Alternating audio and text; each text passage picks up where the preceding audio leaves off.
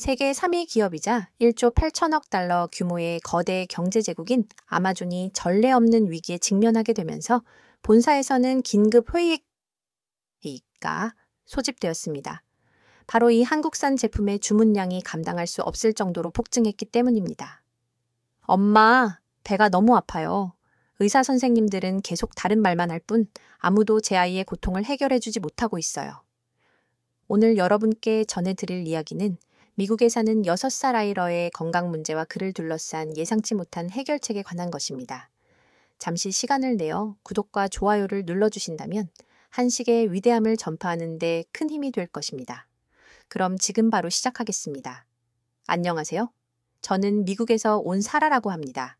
미국 동부 보스턴에서 남편과 함께 생활하고 있었습니다. 저희 부부에게는 당시 12살 난 아들 레오가 있었습니다. 런은 태어날 때부터 다른 아이들에 비해 체격이 작았고 잦은 질병에 시달렸습니다. 처음에는 단순히 면역 체계가 약한 것이라고 여겼습니다. 그러나 러가 6살이 되면서 소화기 문제가 급격히 악화되기 시작했습니다.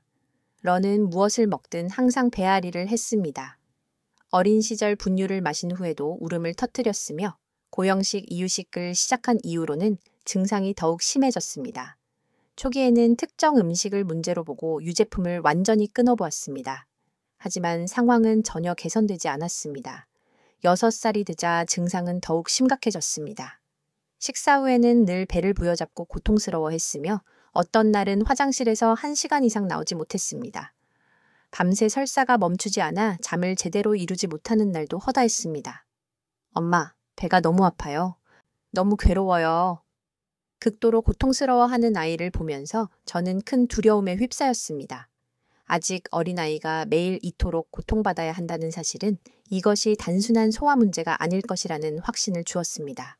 결국 저희는 병원을 찾았습니다. 여러 검사를 진행했지만 의사들은 모두 특별한 이상이 없다고 결론 내렸습니다. 장 기능이 조금 약한 것 같네요. 아이들에게 흔한 증상입니다. 유산균 보충제를 규칙적으로 복용하면 호전될 것입니다. 처음에는 의사의 조언을 믿고 유산균 보충제를 꾸준히 먹이고 식단도 엄격하게 조절해 보았습니다. 그러나 몇 달이 지나도 나아질 기미는 전혀 보이지 않았습니다. 초기에는 우유나 치즈 같은 유제품만 피했으나 점점 더 많은 음식이 러의 신체에 큰 부담을 주기 시작했습니다. 밀가루 음식을 섭취하면 속이 더부룩해지고 체했으며 육류는 소화가 잘 되지 않아 오랫동안 불편함을 호소했습니다. 심지어 과일조차 위산을 자극하여 먹고 나면 속이 쓰리다고 했습니다. 결국 레오가 섭취 가능한 음식 목록은 점차 짧아졌습니다. 학교 급식은 거의 먹을 수 없는 상태가 되었고 매일 아침 특별 도시락을 준비해야만 했습니다. 하지만 시간이 지날수록 런은 한 숟가락조차 먹기 힘들어했습니다. 엄마, 배 아플까봐 안 먹을래요. 음식을 먹으면 고통스럽고 먹지 않으면 영양 부족에 시달리는 악순환이 시작되었습니다. 아이의 몸은 점점 야위어갔고 얼굴은 창백해졌으며 정상적인 일상생활이 어려워졌습니다. 저희 가족은 깊은 절망감에 빠져갔습니다.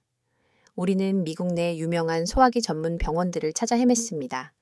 뉴욕, 보스턴, 시카고까지 직접 찾아가 진료를 받았습니다.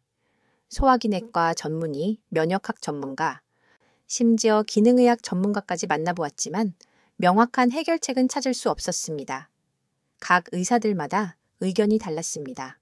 어떤 의사는 특수 유산균을 처방했고 다른 의사는 엄격한 제한식을 권했으며 또 다른 의사는 심리적 스트레스가 원인일 수 있다며 상담 치료를 권장했습니다. 우리 가족은 모든 방법을 시도해 보았지만 어떤 치료도 러의 상태를 눈에 띄게 개선시키지는 못했습니다. 시간은 계속 흘러 런은 12살이 되었지만 여전히 제대로 식사를 하지 못했습니다. 아직 어린 나이인데도 불구하고 항상 극심한 피로감을 호소했고 피부는 창백했으며 손발이 늘 차가웠습니다. 식사를 거부하는 날이 점점 늘어났습니다. 배가 아파질까 두려워 먹지 못하고 먹지 않아 기력이 떨어지는 악순환의 고리에 갇혀 있었습니다. 런은 또래 아이들보다 키도 작고 체중도 미달이었습니다. 항상 피곤해했으며 조금만 움직여도 금방 지쳐버렸습니다. 학교 생활 역시 순탄하지 않았습니다. 점심시간은 레오에게 가장 힘든 순간이었습니다. 친구들이 햄버거나 피자를 먹는 동안 러는 혼자 특별히 준비된 도시락을 먹어야 했습니다. 다른 아이들과 함께 음식을 나누거나 교환하는 즐거움을 전혀 경험할 수 없었습니다. 이러한 상황은 러를 점점 더 또래 집단에서 소외되게 만들었습니다. 체육 시간 또한 큰 문제였습니다. 러는 대부분의 활동에 참여하기 어려웠고 배가 아프다며 자주 휴식을 취해야 했습니다.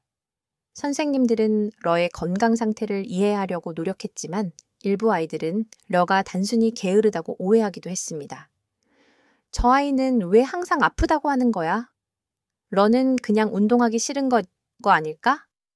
이러한 수군거림은 러의 자존감을 더욱 떨어뜨렸습니다.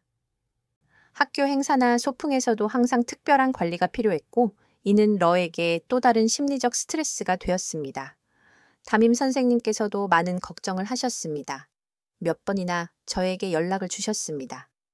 러가 오늘 수업 중에 갑자기 배가 아프다며 보건실에 갔어요. 집에서도 이런 증상이 자주 나타나나요? 최근 러가 친구들과 잘 어울리지 못하는 것 같아 걱정입니다. 선생님의 말씀을 들을 때마다 제 가슴은 찢어지는 듯 아팠습니다. 저 역시 해결책을 전혀 모르고 있었기 때문입니다.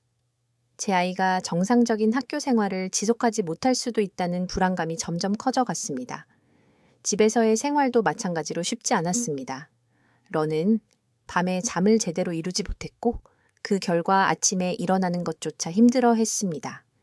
숙제를 하는 것조차 체력적으로 큰 부담이 되었고 취미 활동이나 놀이에도 적극적으로 참여하지 못했습니다. 러의 건강 문제는 저희 가족 전체의 일상에 심대한 영향을 미쳤습니다. 외식은 거의 불가능했으며 가족 여행 역시 러의 상태에 맞추어 극도로 조심스럽게 계획해야 했습니다. 미래에 대한 걱정도 끊임없이 커져갔습니다. 이 상태로 청소년기를 보내게 된다면 러의 신체적, 정서적 발달에 어떤 악영향을 미칠지 두려웠습니다. 그러던 어느 날 저희에게 뜻밖의 소식이 찾아왔습니다.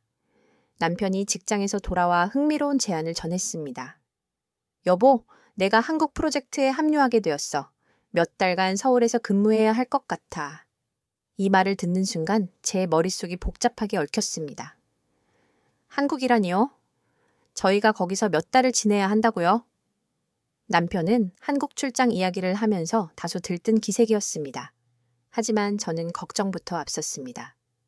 낯선 환경에서 러의 건강이 더 악화되면 어떡하나 하는 불안감이었습니다. 그런데 남편이 예상치 못한 말을 했습니다. 한국은 의료 수준이 정말 높다고 해. 그리고 음식도 건강에 좋은 것들이 많다던데. 처음에는 반신반의했습니다. 미국에서도 해결하지 못한 난제가 한국에서 나아질 수 있을까? 의문이 들었습니다. 그러나 미국에서는 이미 시도할 수 있는 모든 방법을 동원했고 아무런 변화도 없었습니다. 그날 밤 저는 한국에 대해 인터넷 검색을 시작했습니다. 여러 정보를 찾아보던 중 한 블로그에서 제 눈길을 사로잡는 글을 발견했습니다. 레어와 비슷한 증상을 겪었던 외국인 아이의 경험담이었습니다. 그 가족 역시 미국에서 치료법을 찾지 못하다가 우연히 한국에 가게 되었고 전통 음식을 꾸준히 섭취하며 건강이 회복되었다는 내용이었습니다. 처음에는 도저히 믿기 어려웠습니다. 단순히 음식이 체질을 바꿀 수 있다니 심지어 병원에서도 해결하지 못한 문제를 말입니다. 호기심에 그 글의 댓글들을 살펴보니 비슷한 경험을 한 사람들이 상당히 많았습니다. 우리 아이도 한국에서 건강을 되찾았어요. 한국 음식이 정말 몸을 변화시키더라고요. 이런 간증들을 읽으면서 저는 깊은 고민에 빠졌습니다. 만약 한국이 레오에게 마지막 희망이 될 수 있다면? 결국 저는 한국에 대해 더 깊이 알아보기 시작했고 가족 모두를 한국으로 데려가기로 최종 결심했습니다. 그 결정이 우리 아이의 인생을 완전히 뒤바꾸게 될 줄은 그때는 전혀 알지 못했습니다. 한국행 비행기에 오르면서도 확신은 없었습니다. 정말 이게 올바른 선택일까? 미국에서도 해결 못한 일을 한국에서 해결할 수 있을까?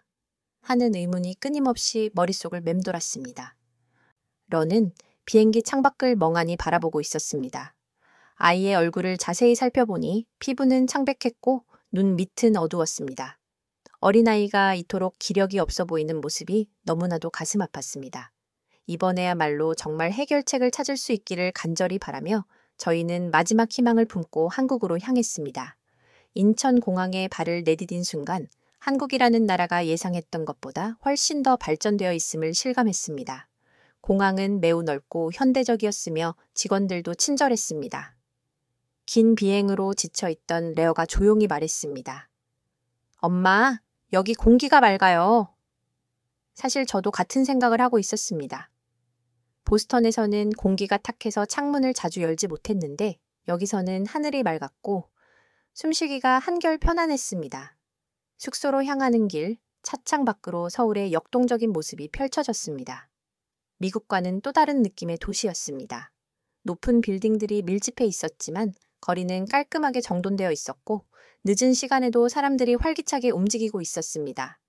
엄마, 여기 사람들은 밤에도 밖에 나와 있네요. 레오가 신기한 듯이 말했습니다. 저는 피로감을 감추며 미소 지었습니다. 여기는 밤문화가 발달한 도시라서 그렇단다. 저희 가족에게 닥친 가장 큰 과제는 단연러의 식사 문제였습니다. 숙소 근처에는 시장도 있고 대형 마트도 있었지만 러가 먹을 수 있는 음식을 찾기란 쉽지 않았습니다. 미국에서 주로 먹던 시리얼, 빵, 파스타 같은 음식들은 한국에서도 구할 수 있었지만 러는 그동안 밀가루 음식을 먹으면 속이 불편해 피해야만 했습니다. 그렇다고 미국식 식단을 고집하기에는 적절한 재료를 구하는 것 자체가 어려웠습니다. 첫날 저녁, 숙소 근처의 한 식당에 들어갔습니다. 메뉴판에는 한국어와 영어가 함께 적혀 있었지만 음식 이름이 너무 생소해서 무엇을 주문해야 할지 감조차 잡히지 않았습니다. 엄마, 여기 음식은 다 빨개요. 러가 테이블 위에 놓인 다양한 반찬들을 보며 얼굴을 찡그렸습니다. 김치, 나물, 장아찌 같은 반찬들은 아이에게 너무나도 낯선 음식이었습니다. 그나마 흰쌀밥과 달걀찜을 주문했지만 러는 반찬에는 손도 대지 않고 밥만 조금 먹었습니다. 괜찮아. 천천히 적응하면 돼. 저는 아이에게 심리적인 부담을 주지 않으려 노력했지만 속으로는 불안했습니다. 이곳에서도 제대로 먹지 못한다면 어떡하지? 러는 식사를 거부하는 날이 늘어갔고 몸은 점점 더 기력을 잃어갔습니다. 하루는 저녁 식사를 거의 하지 않고 방으로 들어갔던 러가 갑자기 배를 움켜쥐고 울기 시작했습니다. 엄마, 너무 아파요. 당장 병원에 데려가야 할지 심각하게 고민했습니다. 하지만 저는 이미 수많은 병원을 전전했고 미국에서도 해결하지 못한 문제를 과연 이곳에서 해결할 수 있을까 하는 근본적인 의문이 들었습니다. 이대로는 안 되겠다. 저는 한국에 온 이상 한국적인 방식으로 문제를 해결해야겠다는 단호한 결심을 세웠습니다. 며칠간 깊이 고민한 끝에 저는 러를 데리고 근처 전통시장을 방문하기로 했습니다. 직접 음식을 눈으로 보고 냄새를 맡고 맛을 보면 조금 더 익숙해지지 않을까 하는 신락 같은 희망이었습니다. 시장은 예상했던 것보다 훨씬 활기찼습니다. 다양한 종류의 채소와 과일, 생선, 그리고 커다란 항아리에 담긴 김치들이 진열되어 있었습니다. 김치를 팔고 계시던 할머니 한 분이 저희를 보더니 환하게 웃으며 말을 걸어주셨습니다. 외국인인데 김치 좋아해요? 저는 잠시 머뭇거리다가 대답했습니다. 아직은 잘 모르겠어요. 그런데 한번 맛보고 싶어요. 할머니는 김치 한 조각을 집어 저에게 건네주셨습니다. 저는 조심스럽게 한 입 베어 물었습니다. 예상과는 달리 지나치게 짜지 않았고 매콤하면서도 새콤한 맛이 입안 가득 퍼졌습니다. 아삭아삭하게 씹히는 식감 또한 훌륭했습니다. 문득 옆을 보니 러가 호기심 가득한 눈빛으로 김치를 바라보고 있었습니다. 레어, 너도 한 입 먹어볼래? 처음에는 고개를 절레절레 흔들었지만 제가 맛있게 먹는 모습을 보더니 흥미가 생긴 듯 했습니다. 러는 조심스럽게 김치를 한 입 베어 물었습니다. 그리고 잠시 후 예상치 못한 반응을 보였습니다. 이상한데 또 먹고 싶어요. 저는 놀라움을 감출 수 없었습니다. 한 입 먹고 바로 뱉을 거라 생각했는데 러가 두 번째 조각을 더 집어 먹은 것입니다. 할머니도 흐뭇하게 웃으며 말씀하셨습니다. 우리 김치는 자꾸 먹게 돼요. 계속 먹고 싶어질 거예요. 그날 이후로 러는 아주 조금씩 김치를 먹기 시작했습니다. 물론 처음부터 많이 먹을 수는 없었지만 하루에 한두 조각이라도 꾸준히 먹어보기로 했습니다. 그때는 이 작은 변화가 앞으로 더 큰 변화의 시작점이 될 것이라고는 전혀 상상조차 하지 못했습니다. 러가 김치를 처음 맛본 날, 사실 저는 큰 기대를 하지 않았습니다. 단지 한두 조각 먹었다고 아이의 건강이 당장 획기적으로 나아질 리 없다고 생각했기 때문입니다. 게다가 러는 항상 소화 문제가 심각했기에 혹시 김치가 너무 자극적이지 않을까 걱정되었습니다. 조금 괜찮니? 저는 려가 김치를 삼키는 순간부터 아이의 표정을 유심히 관찰했습니다. 그런데 예상했던 부정적인 반응은 전혀 나타나지 않았습니다. 응, 생각보다 괜찮아요. 엄마, 근데 이상해요. 좀 맵긴 한데 계속 먹고 싶어요. 저는 순간 당황스럽고 어리둥절했습니다. 늘 음식의 향과 맛에 극도로 예민했던 아이가 스스로 계속 먹고 싶다고 말한 것은 이번이 처음이었기 때문입니다. 하지만 저는 여전히 조심스러웠습니다. 김치가 러의 몸에 진정으로 맞는지 확인하려면 시간이 필요했기에 하루에 한두 조각씩만 섭취하도록 했습니다. 김치를 먹기 시작한 첫 며칠 동안은 특별한 변화가 없는 것처럼 느껴졌습니다. 그런데 어느 순간부터 러의 몸에서 미세한 변화들이 하나둘씩 나타나기 시작했습니다. 가장 먼저 달라진 것은 화장실 이용 횟수였습니다. 그동안 러는 배탈이 너무 잦아 하루에도 여러 번 화장실을 들락날락해야 했습니다. 어떤 날은 밤새도록 설사 때문에 잠을 전혀 이루지 못하기도 했습니다. 그런데 김치를 섭취하기 시작한 후부터는 화장실 가는 빈도가 눈에 띄게 줄어들었습니다. 엄마, 나 오늘은 화장실에 한 번밖에 안 갔어요. 이 한마디는 저에게 정말 경이로운 변화였습니다. 그동안 병원을 수없이 방문하고 약을 복용하고 심지어 미국 유명 영양사가 특별히 계획한 식단을 따라도 해결되지 않았던 고질적인 문제였기 때문입니다. 이뿐만이 아니었습니다. 러는 평소 배에 가스가 차고 속이 더부룩하다고 자주 호소했습니다. 그런데 김치를 먹은 후부터는 그러한 불편함을 거의 느끼지 않는다고 말했습니다. 엄마, 오늘은 배가 정말 편안한 것 같아요. 그 말을 듣고 저는 속으로 생각했습니다. 정말 이것이 김치 덕분일까? 식사량 또한 변화하기 시작했습니다. 그동안 러는 음식 섭취를 두려워했습니다. 무엇을 먹든 항상 소화가 잘 안 될까봐 걱정했고 식사량도 극히 제한적이었습니다. 그런데 김치를 먹기 시작하면서부터 놀랍게도 식욕이 조금씩 되돌아오기 시작했습니다. 처음에는 밥과 김치를 함께 먹는 정도에 그쳤습니다. 그러다가 몇 주가 지나자 다른 한국 음식도 시도해보기 시작했습니다. 엄마, 이거 뭐예요? 미역국인데 한번 먹어볼래? 네, 국물이 맛있어요. 그렇게 미역국을 먹은 날을 시작으로 된장찌개, 불고기, 멸치볶음 같은 다양한 한국 음식들을 하나씩 맛보기 시작했습니다. 가장 충격적이고 놀라웠던 것은 러가 비빔밥을 먹었을 때였습니다. 엄마, 나 오늘 점심에 비빔밥 먹었어요. 그 말을 들었을 때 저는 너무 놀라 잠시 말을 잇지 못했습니다. 러는 평소 채소를 거의 먹지 못하는 아이였습니다. 그런데 각종 나물이 잔뜩 들어간 비빔밥을 먹었다니 믿기지 않았습니다. 진짜 맛있었어요. 고소하고 김치 넣으니까 더 맛있더라고요. 저는 그제야 명확히 깨달았습니다. 김치가 러의 입맛뿐만 아니라 장 환경을 근본적으로 변화시키고 있었던 것입니다. 러는 학교에서도 점점 더 활발해졌습니다. 예전에는 점심시간마다 혼자 도시락을 먹었지만 이제는 친구들과 함께 급식을 먹기 시작했습니다. 체육 시간에도 큰 변화가 있었습니다.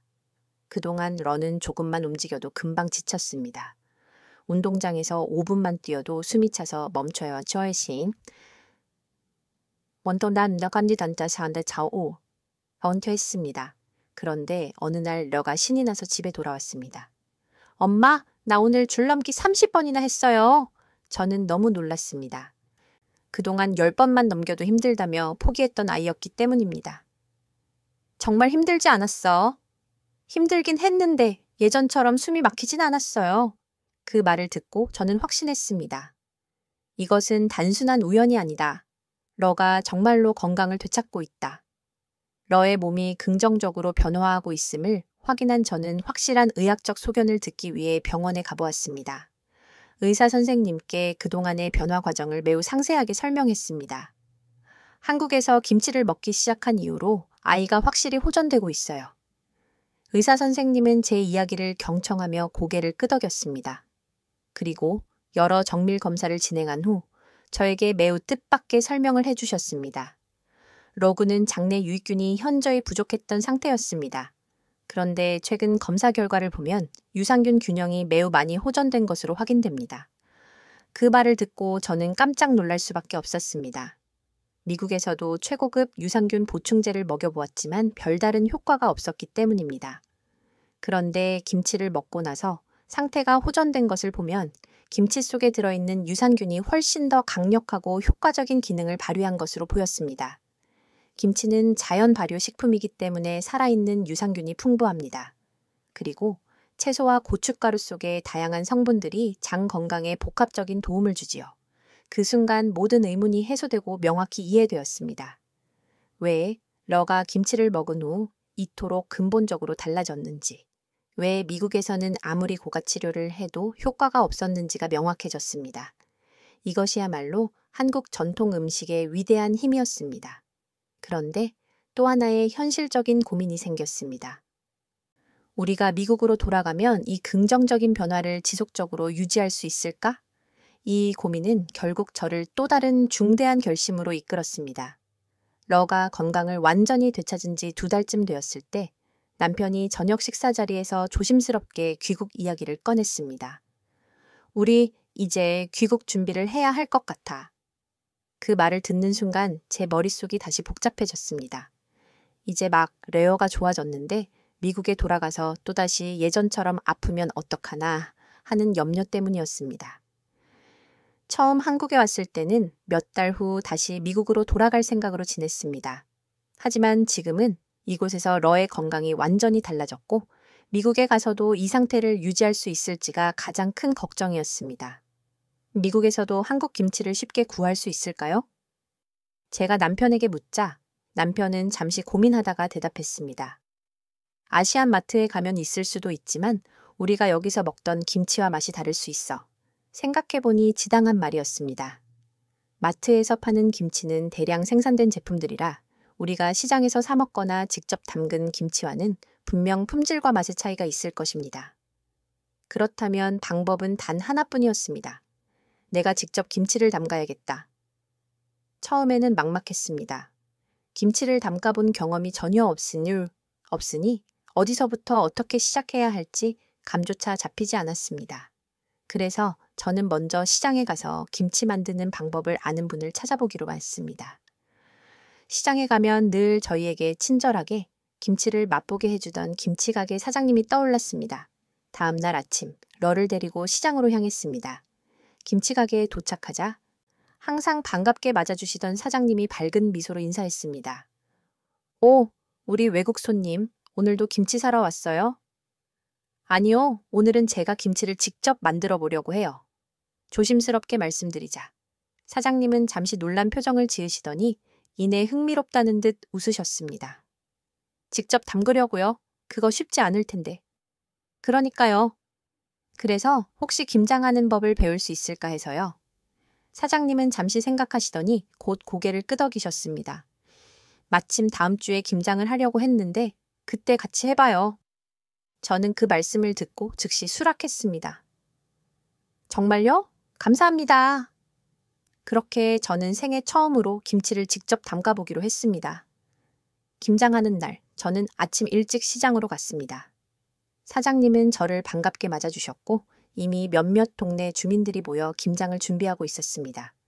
커다란 배추 더미와 각종 양념 재료들이 한쪽에 쌓여 있었습니다. 사장님이 저를 보며 미소를 지으며 말씀하셨습니다. 이거 다 같이 해야 맛있어요. 혼자 하면 힘들고 재미없어요. 처음에는 그 말씀의 깊은 의미를 몰랐습니다. 하지만 김장을 시작하면서 그 의미를 알게 되었습니다. 모두가 함께 배추를 절이고 양념을 만들고 서로 이야기를 나누며 웃고 떠드는 모습이 정말 아름다웠습니다. 그 분위기가 너무나 따뜻해서 저는 문득 김치는 단순한 음식이 아니구나 라는 것을 느꼈습니다. 이렇게 다 같이 김장을 하는 이유가 있나요? 제가 묻자 사장님은 웃으며 대답해 주셨습니다. 김장은 그냥 반찬이 아니고 우리 가족과 이웃을 위한 마음이에요. 그 말씀을 듣고 저는 다시 한번 깊은 감동을 받았습니다. 김치는 단순한 음식을 넘어 함께 만들어가는 한국의 소중한 문화였던 것입니다.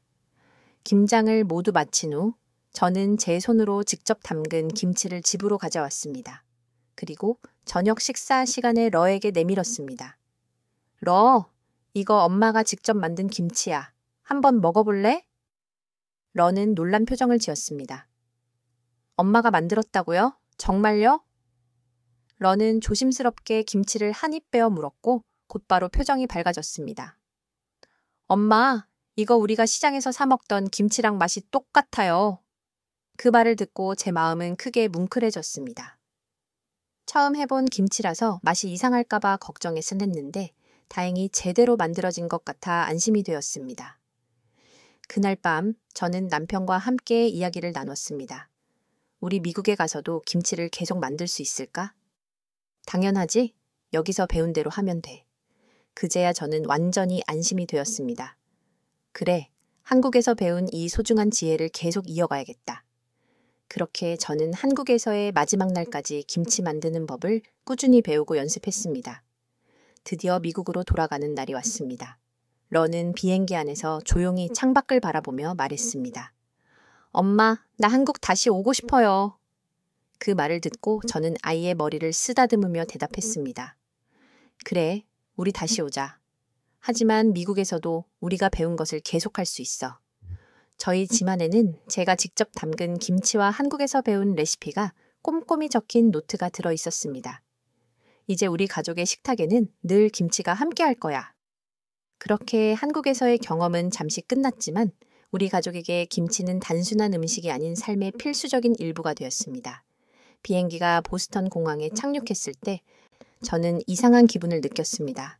분명 우리가 원래 살던 곳인데 어딘가 낯설게 느껴졌습니다. 엄마, 우리 다시 온 거 맞아요? 러가 조용히 물었습니다. 맞아. 이제 다시 여기서 생활해야지. 집에 도착하자마자 저는 가장 먼저 부엌을 둘러봤습니다. 한국에서 쓰던 김치 냉장고는 당연히 없었고 냉장고를 열어보니 김치 한 조각 없는 텅 빈 공간이 낯설게 느껴졌습니다. 이제 미국에서도 김치를 직접 담가야 하는데 생각만 해도 걱정이 밀려왔습니다. 미국에서 한국처럼 신선하고 품질 좋은 배추와 고춧가루를 구할 수 있을까? 김치를 담글 만큼의 재료를 안정적으로 구할 수 있을까? 하지만 저는 이미 한국에서 중요한 것을 배웠습니다. 김치는 단순한 음식이 아니라 정성과 마음으로 만들어지는 것이라는 진리를 말입니다. 그래서 저는 어떤 어려움이 닥쳐도 기필코 김치를 만들기로 결심했습니다. 다음 날 저는 한국 마트가 있는지 인터넷으로 검색해 봤습니다. 다행히 보스턴 시내에는 한인들이 운영하는 아시안 마트가 몇 군데 있었습니다. 레어와 함께 마트에 가서 배추를 찾았습니다. 하지만 한국에서 보았던 배추와는 확연히 달랐습니다. 크기도 작고 IP도 더 짙었습니다. 엄마, 이 배추 맞아요? 조금 다르긴 한데 이걸로 해봐야지. 고춧가루 역시 한국에서 쓰던 것과 완전히 같은 것을 구하기는 어려웠습니다. 한국 마트에서 판매하는 제품이 있었지만 가격이 상당히 비쌌습니다. 김치 한번 담그려면 비용이 꽤 많이 들었는데 미국에서는 김치를 직접 만드는 사람이 많지 않다 보니 재료를 구하는 것부터 쉽지 않았습니다. 하지만 저는 포기하지 않았습니다. 한국에서 배운 대로 배추를 절이고 양념을 만들었습니다. 그리고 러를 불러서 김치 버무리는 것을 직접 도와달라고 했습니다. 레어, 이거 같이 해볼래? 네. 한국에서 했던 것처럼 하면 돼요? 러는 한국에서의 즐거운 기억을 되살리며 배추에 양념을 정성스럽게 발랐습니다. 아이의 손이 빨갛게 물들었지만 표정은 매우 밝았습니다. 엄마, 이렇게 하니까 한국이 생각나요. 그렇지? 우리 미국에서도 계속 이렇게 해보자. 김치를 만든 후 냉장고에 넣고 하루가 지나자 집안에 익숙하고 강렬한 냄새가 퍼졌습니다. 저와 러에게는 익숙하고 반가운 냄새였지만 예상치 못한 문제가 발생했습니다. 그날 오후 옆집에 사는 이웃이 초인종을 눌렀습니다. 문을 열자 이웃은 살짝 난처한 표정을 지으며 말했습니다. 혹시 집에서 뭔가 강한 음식 냄새가 나나요? 저는 순간 당황했습니다. 김치 냄새가 밖으로까지 퍼진 것일까요? 아, 네. 저희가 김치를 만들어서요. 김치요? 그게 뭔지는 모르겠지만 냄새가 좀 강해서요. 뭔가 상한 음식 냄새 같기도 하고. 그 말을 듣고 저는 순간 매우 난감했습니다. 김치 냄새를 상한 음식 냄새로 오해하다니요. 김치는 발효 음식이라서 냄새가 좀 강해요. 하지만 아주 건강한 음식입니다. 이웃은 어색하게 웃더니 아, 그런 거군요. 그냥 조금만 신경 써주시면 좋겠어요. 라고 말하고 돌아갔습니다. 문을 닫고 나서 저는 깊은 한숨을 쉬었습니다. 미국에서는 김치 냄새 때문에도 신경을 써야 하는구나 싶었습니다. 하지만 저는 한국에서 배운 소중한 문화를 지키고 싶었습니다. 그래서 냄새를 줄일 방법을 즉시 찾아보기로 했습니다. 김치를 밀폐 용기에 담고 냉장고 안에서도 이중으로 보관했습니다. 그 후로 이웃이 다시 냄새로 항의하는 일은 없었습니다. 하지만 저는 이 작은 사건을 통해 한국과 미국의 문화 차이를 깊이 실감하는 계기가 되었습니다. 며칠 후 런은 미국 학교로 돌아갔습니다. 오랜만에 친구들을 만난 런은 전보다 훨씬 밝고 생기 있어 보였습니다. 학교에서 돌아온 런은 신이 나서 이야기했습니다. 엄마, 친구들이 내가 건강해졌다고 했어요. 그래? 뭐라고 하던? 예전에는 맨날 피곤해 보였는데 이제는 얼굴도 좋아 보이고 체육 시간에도 잘 뛴다고 놀랐대요. 그 말을 듣고 저는 너무나 기뻤습니다. 한국에서의 경험이 런을 완전히 다른 아이로 바꿔놓았다는 것을 확실히 실감했습니다. 런은 점심시간에 친구들에게 김치를 소개했다고 했습니다. 내 도시락에 김치를 가져갔는데 친구들이 궁금해했어요. 그래서 반응이 어땠어? 친구가 먹어보더니 맵다고 했어요. 그런데 다른 친구는 맛있다고 했어요. 런은 친구들에게 김치가 얼마나 건강에 좋은 음식인지 알려주고 싶다고 했습니다. 그 말을 들으니 저는 깊은 뿌듯함을 느꼈습니다. 미국으로 돌아온 후에도 우리 가족의 식탁은 변함이 없었습니다. 한국에서처럼 김치를 직접 담가 먹었고 된장찌개나 불고기 같은 한국 음식들을 자주 만들었습니다. 처음에는 미국 재료로 한국 음식을 만드는 것이 어려웠지만 시간이 지나면서 점점 익숙해졌습니다. 하루는 남편이 저녁 식사를 하면서 말했습니다. 이제는 김치 없으면 밥 먹기가 정말 허전해. 저는 그 말을 듣고 환하게 웃었습니다. 우리 가족도 이제 완전히 김치의 매력에 빠졌구나. 이제 우리 집에서는 늘 김치를 만들어 두고 먹습니다. 미국에서도 한국에서 배운 그대로 김장을 하면서 이제는 이웃들에게도 김치를 나눠주기 시작했습니다. 처음에는 냄새 때문에 불평했던 이웃들조차도 이제는 김치를 궁금해하며 한번 먹어보고 싶다고 요청했습니다. 이제 저는 확신합니다. 김치는 단순한 음식이 아니라 사람과 사람을 이어주는 귀한 매개체라는 것을요. 그리고 저는 우리 가족이 한국에서 배운 이 소중한 문화를 미국에서도 영원히 이어나갈 것입니다. 미국으로 돌아온 지 벌써 몇 해가 흘렀습니다. 그동안 많은 변화가 있었지만 단 한 가지는 변하지 않았습니다.